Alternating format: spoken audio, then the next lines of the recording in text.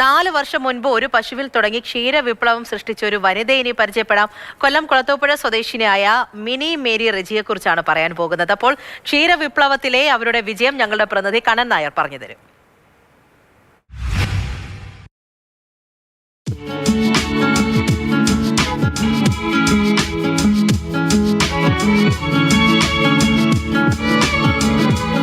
നാല് വർഷങ്ങൾക്ക് മുമ്പ് ഒരു പശുവിൽ നിന്ന് കൃഷി ആരംഭിക്കുക. ഇപ്പോൾ ഏതാണ്ട് 50ഓളം പശുക്കളുള്ള ഒരു ഫാമിൻ്റെ ഉടമയായ ഒരു വീട്ടമ്മ. എങ്ങനെ ഇതിലേക്ക് വന്നത്? എങ്ങനെയാണ്?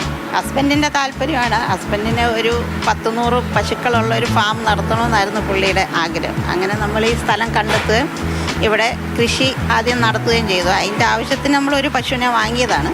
അപ്പം ചാണകം തികയാതെ വന്നപ്പം പിന്നെ നമ്മളൊരു 5 പശുവിനെ കൂട്ടിച്ചേർത്ത് പിന്നെ പെരിങ്ങമല ഒരു ഫാം, നല്ല പശുവുള്ളൊരു ഫാം അടച്ചു പൂട്ടുന്നതായിട്ട് കണ്ടു. അപ്പോൾ അങ്ങനെ അവിടുന്ന് കുഞ്ഞുകുട്ടി പരാധീനങ്ങളായിട്ട് എല്ലാവരെയും വാങ്ങി. എങ്ങനെയുണ്ട് സാധാരണ ഈ ക്ഷീരകർഷകരൊക്കെ തന്നെ പരിഭവങ്ങളും പരിവട്ടങ്ങളും ഒക്കെ തന്നെയാണ്, പല സമയങ്ങളും ബുദ്ധിമുട്ടുകളുണ്ട്. നമ്മുടെ ഒരു അവസ്ഥ എന്താണ്?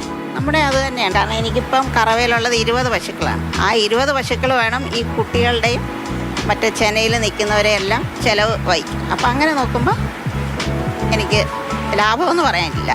എന്താ അങ്ങനെ ഒരു ഇത്രയും പശുക്കളുണ്ട്, ഇത്രയും ജോലിക്കാരൊക്കെ ഉണ്ട്, എന്താ നമുക്കൊരു ലാഭത്തിലേക്ക് പോകാത്ത കാര്യം എന്താ? ഞാൻ പശുക്കളെ മാത്രം വളർത്തിയെന്ന് എനിക്ക് ലാഭമാണ്.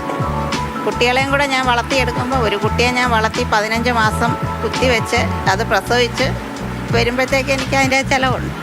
ഇപ്പം ഇനി വരാൻ പോകുന്നത് ഒരു ഉണക്ക മാസമാണ്. നമ്മൾ തീറ്റപ്പുല്ല് അങ്ങനെയുള്ള കാര്യങ്ങളൊക്കെ എങ്ങനെയാണ്? അത് കിട്ടാറുണ്ടോ ആ സമയങ്ങളിൽ? നമുക്ക് ഇവിടെ കുറച്ച് ഒരു പിടി പുല്ലെങ്കിലും കൊടുക്കാനുള്ള ഫെസിലിറ്റി ഞാൻ ഉണ്ടാക്കിയിട്ടുണ്ട് ഒരു ദിവസം. അത് കഴിഞ്ഞ് സൈലേജ് ഉണ്ട്.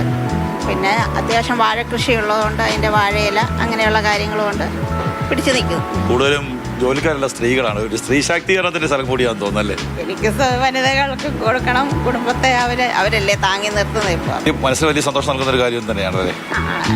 എന്ത് ടെൻഷൻ ഉണ്ടെങ്കിലും ഇവിടെ വന്നു കഴിഞ്ഞ് എൻ്റെ കുട്ടികൾക്കെല്ലാം ഞാൻ പേരിട്ടിട്ടുണ്ട്. അവർ വിളിക്കുമ്പോൾ തിരിഞ്ഞു നോക്കും, നമ്മുടെ അടുത്ത് വരും. കുറുമ്പാണ്. പല സമയങ്ങളിലും തീറ്റയ്ക്ക് ഓരോ സമയത്തും വില കൂടുന്നുണ്ട്. അത് എങ്ങനെയാണ് നമ്മൾ ചെയ്യുന്നത്, ഓർക്കും ചെയ്യുന്നത്? ഞാൻ 3 തരം തീറ്റ ഞാൻ കൊടുക്കുന്നുണ്ട്.